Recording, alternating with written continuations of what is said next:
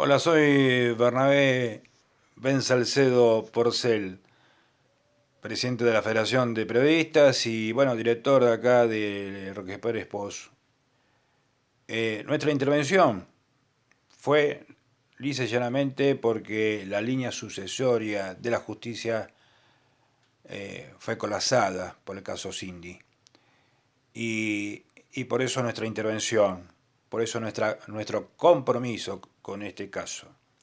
Si no, hubiese sido otro más de nuestra larga lista de casos a investigar, donde se interviene el periodismo de investigación, donde no solamente hay una sola persona, sino que atrás hay un equipo de abogados, de contadores públicos, de sociólogos, de psiquiatras, de psicólogos, de trabajadores sociales.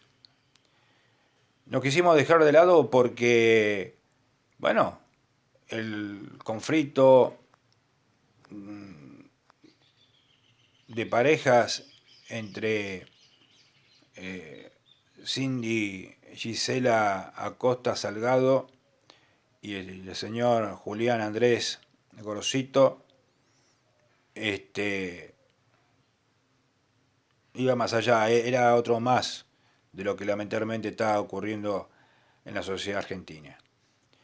Pero cuando se puntualizó en la ausencia de la justicia sobre la cobertura de protección, la cobertura de la promoción del derecho del niño, ahí pusimos los ojos sobre este caso. Y así lo quisimos hacer, y así lo hemos logrado. Soy Ben Salcedo, periodista de investigación.